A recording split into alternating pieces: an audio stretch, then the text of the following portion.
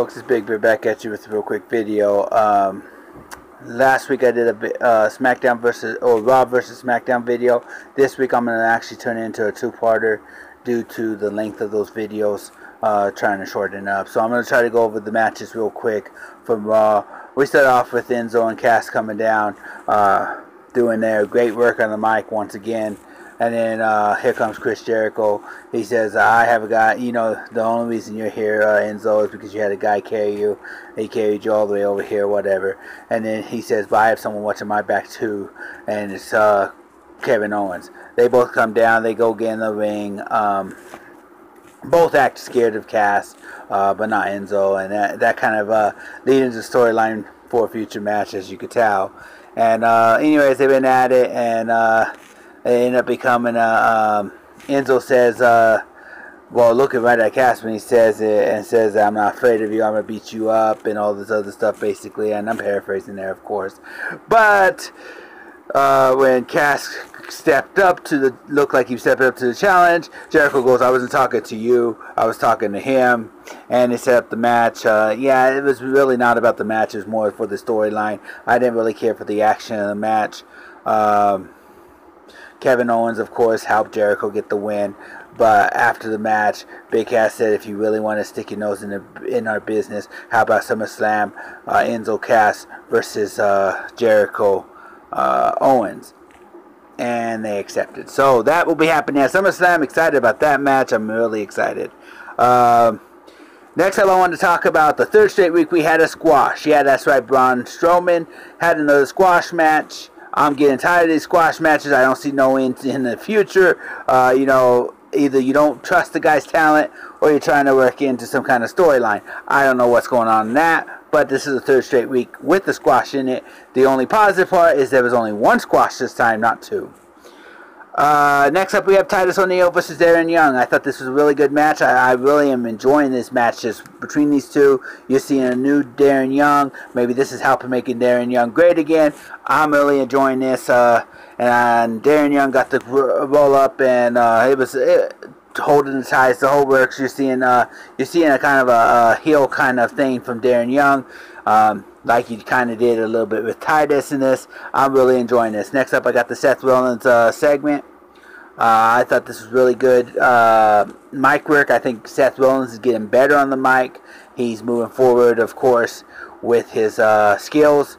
And, you know, heading into SummerSlam, this was a perfect time to kind of get it going. You also saw a promo from Finn Balor. That was a TV promo, not really, he didn't come down to the ring or nothing, but kind of a way to work it into it.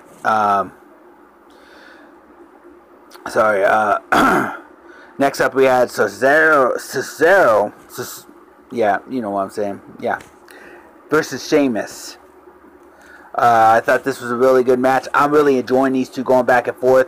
It looks like a rivalry building, and this could be a fun way to push both wrestlers in a direction you want them to go. And I'm really enjoying it. I gotta be honest with you.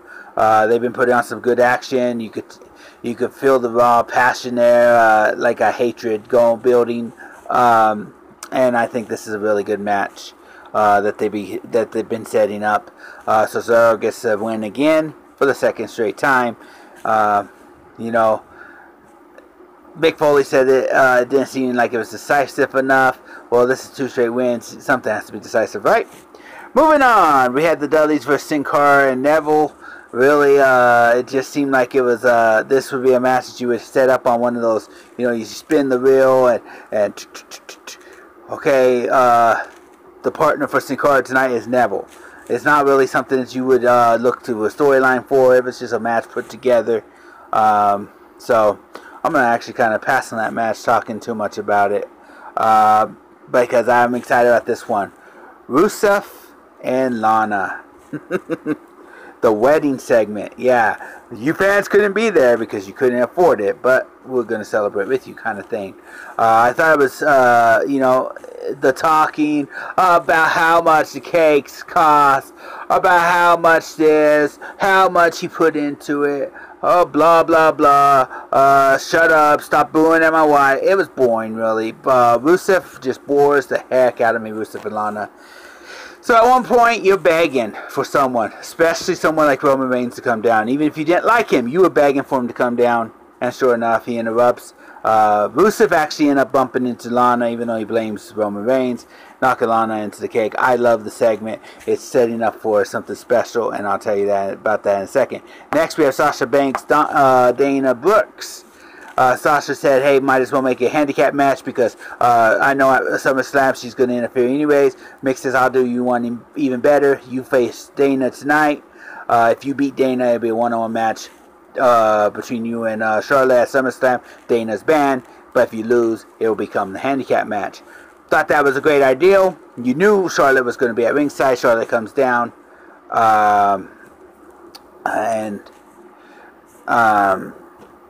Sorry. Charlotte comes down with Dana. She interferes a little bit, but Charlotte got the win, so we're excited. We're going to get to see Sasha Banks. And I know I just said Charlotte just a second ago, and I'm going to correct myself right now. Sasha Banks versus Charlotte. No Dana Brooks. She is banned. New Day without Big E versus the Club. New Day came down. Big E basically still injured from early Christmas Nutcracker gift. But it was New Day versus the Club. The Club pretty much demolished them, and it looks like the Club's titles are in jeopardy. We'll see how that happens at SummerSlam. I want to get to the Mick Foley, Daniel Bryan. Mick Foley invited Daniel Bryan because of what happened on Smackdown and Raw last week. They go back and forth. I thought it was a great segment. I thought it was funny. But it ends up Rusev coming down saying we don't need another champion. They made, then Cesaro comes down and says, I deserve my title shot. Gave him a title shot. He beat Rusev. He should be the U.S. champion, but that's okay because Sheamus interfered and, yeah, it kind of got out of hand. It's what it is. Rusev celebrating with his U.S. title after winning. Starts to walk up the ramp when he's speared to end Raw. Raw had a great night. I loved it. Thank you, Roman Reigns, for the spear on Rusev. I can't stand the guy, but hey, it's part of the show, and I love the entertainment. The entertainment value was great this week. Let's see if it was just good enough to beat tonight's SmackDown. Catch you guys later. I'll have a SmackDown video up soon.